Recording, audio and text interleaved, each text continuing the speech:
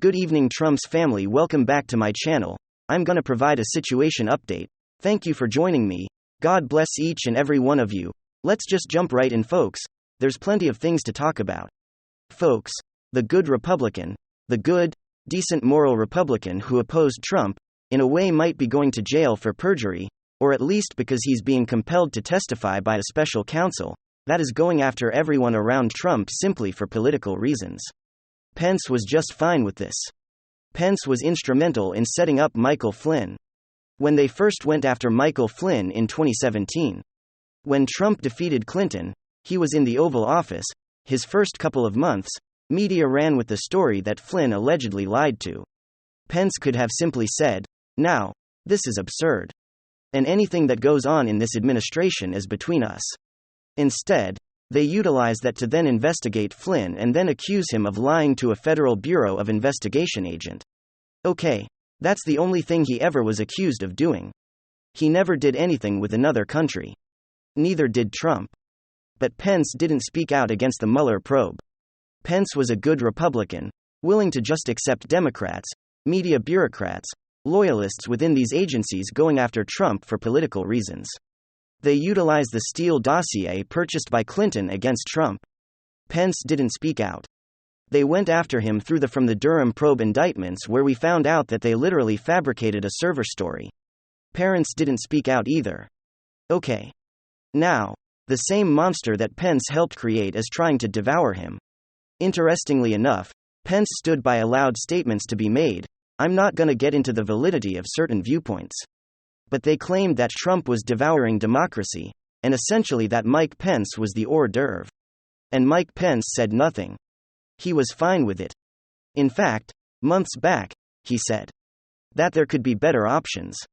But here then Trump NBC News. Or no, CBS special counsel asked judge to compel Mike Pence to testify in January probe. Well, but they couldn't find anything. They couldn't find anything. Hit subscribe to this channel. We're finally moving, people, we're finally moving. This man risks jail time or prison time. Because he was part of a very corrupt system. Trump is essentially getting revenge, retribution. In a very roundabout way. Nothing ever works out. When you try to get Trump, nothing ever works out. Or if you would just sit back and say, well, you know what? The monster won't eat me up. Well, if you level the monster at Trump, eventually, bad things take place. You could ask everybody from, we can go down the list, Eric Schneiderman. Everyone at CNN who was forced out. We can go down the list of people. It's like a Trump curse. Actors who've gone after Trump, it has not worked out for them in the long run in terms of their own despicable characters being revealed. We can go on forever, but hit subscribe to this channel, share this everywhere, because this is almost like I don't know if it's a curse or if it's like some kind of political calculus. A political mathematical equation. Go after Trump. You get devoured by the system that you tried to uphold. CBS News, like I said, judge compels Mike Pence to testify. CNBC Trump criminal probe. Special counsel asked judge to compel Mike Pence. Mike Pence is now going to have to testify and go against, or he's going to have to contradict things that he stated. Okay, so I'm not going to get into the things that he stated that were not accurate, but that he embellished and tried to further a theory that Trump was devouring democracy, that he was right before the main course. Okay, this is what takes place. We're gonna talk about the aggregate view, the bird's eye view, and what motivates these politicians. Pence was motivated by sitting on the fence. Being Trump's vice president, but also being a liaison or a conduit, or, giving an olive branch of another Trump heirs to the good Republicans, to the Paul Ryans, the Mittens, Romney, the Jeff Flakes, the Kinzinger, as the Cheneys. All of these people voted alongside Trump. Kinzinger and Cheney voted alongside Trump in Congress according to 538 over 90% of the time. Okay. They differ from Trump in terms of reverence to media and also foreign policy. They don't mind hunt $100+ billion is sent towards a never-ending military conflict, where no American can actually explain how is this in with it within our national security interest. How does this help the United States of America? And even then there are absurd leaps of logic. And some significant news: House investigators secure cooperation with key Hunter Biden business associate. Congressional investigators have scored a major breakthrough by securing cooperation from Eric Schwerin, a close business associate of Hunter Biden, who also had dealings with Joe Biden's business and tax affairs. The House Oversight and Accountability Committee Chairman James Comer revealed on Thursday morning, quote, "He is cooperating with us. His attorneys and my counsel are communicating on a regular basis. I feel confident that he's going to work with us and provide us with the information that we have requested. I think that Sean is going to be a very valuable witness for us in this investigation."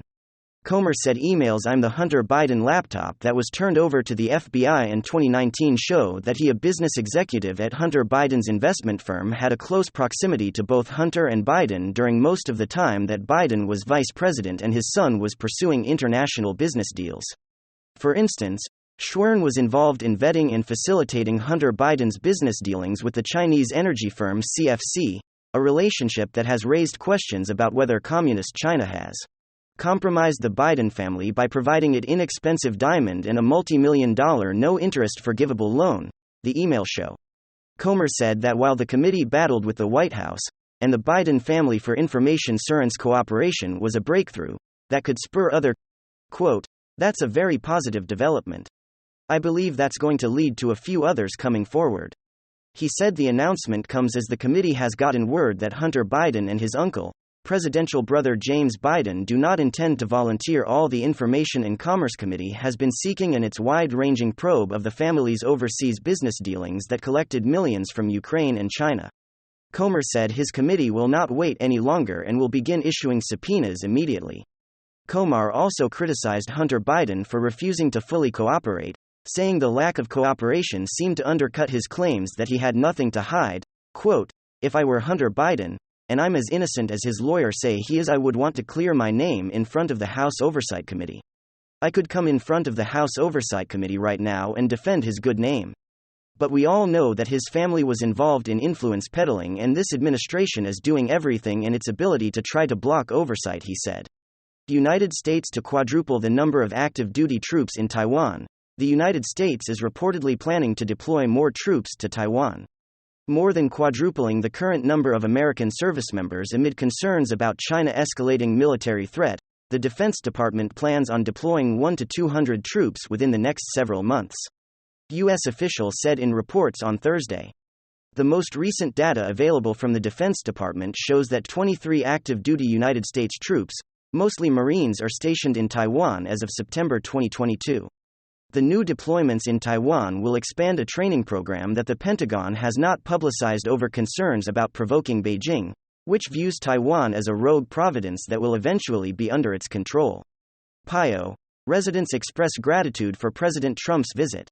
Residents of East Palestine, Ohio express gratitude to the 45th President Donald Trump's Wednesday visit to the town, especially in the absence of Biden administration officials for weeks after a train wreck caused massive toxic chemical exposure. Quote, "He's all heart, he loves everybody, you can tell," one resident said after Trump arrived. Residents began cheering and chanting Trump repeatedly as the 45th president and 2024 presidential candidate walked over to them. Some yelled, "We love you and thank you for coming." He went into a McDonald's, joked with smiling employees, and bought the fire department and police department lunch as well as everyone inside the restaurant. Trump also brought with him truckloads of water and supplies which were distributed to residents before his arrival. Republicans in Congress also allotted his visit. Quote, "America has two presidents right now," tweeted Army veteran Representative Wesley Hunt. He says, quote, "One who can climb a flight of stairs and one who falls up them, one who visits Americans in needs and one who takes pallets of cash to Ukraine."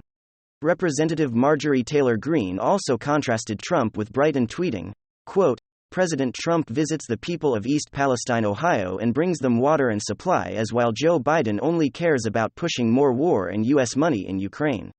Thank you, President Trump, for continuing to show what America first looks like." Buttigieg finally arrives in Ohio after Trump. Transportation Secretary Pete Buttigieg on Thursday visited East Palestine, Ohio for the first time since the derailment and toxic disaster. Buttigieg initially refused to offer immediate assistance, and the Biden administration did not mention the disaster until they were asked about it. After the toxic chemical mushroom cloud explosion, Buttigieg visited East Palestine one day after Trump showed up and delivered supplies to the residents. Trump forced the federal government to finally respond to the toxic disaster. The Secretary of Transportation's visit is in direct response to the MAGA teams supporting the suffering community. But a judge slipped in unannounced to the city early in the morning, donned a hard hat with a yellow vest, and ignored reporters' questions about his response to the disaster. Video footage shows Buttigieg being escorted from reporters and his press secretary addressing them instead. However, she refused to answer any questions because of the presence of cameras. When faced with questions about why it took Buttigieg almost 3 weeks to visit East Palestine after President Donald Trump, the press secretary did not provide an answer and instead opted to complain about the presence of cameras. Quote, "I'm happy to have a conversation with you. I do not want to be on camera," she said. I didn't pick former MasterCard CEO to lead World Bank while pitching himself as the enemy of credit card companies. Joe Biden has nominated former MasterCard CEO Ajay Banga to lead the World Bank, the first time a credit card executive has been chosen for the spot. The nomination comes as Biden pitches himself as a defender of American consumers and an enemy of the banking industry. Quote, Ajay is uniquely equipped to lead the World Bank at this critical moment in history, Biden said in a statement on Thursday. He says, quote, he also has critical experience mobilizing public-private resources to tackle the most urgent challenges of our time, including climate change. Being his nomination comes less than a month after Biden pitched himself to the American public as an economic populist defending consumers against the often predatory banking industry. In his State of the Union address, quote, we've reduced exorbitant bank overdraft fees, saving consumers more than $1 billion a year. We're cutting credit card fees by 75% from $30 to $8. Biden said this announcement is just the latest example of the Bureau, quote, seeking to advance a political agenda that will harm rather than help the very people they are responsible for serving. An executive with the Consumer Bankers Association said following the proposed rule. While Bengal was head of MasterCard, the federal government concluded that the company had made a number of preventable failures where customers were unable to use their prepaid debit cards and make payments on bills or get their paychecks. MasterCard was ordered to pay $10 million in restitution and fined $3 million. Biden's rebrand as an enemy of the banking industry comes as he has been accused for decades of holding the bidding of the nation's biggest credit card companies, who often served as major donors to his political campaigns. Let me know what you guys think in the comment section. Of course, leave a like if you enjoyed the video, and of course possibly subscribe if you're up for it. I'm gonna get back to work. I want to thank you guys for watching.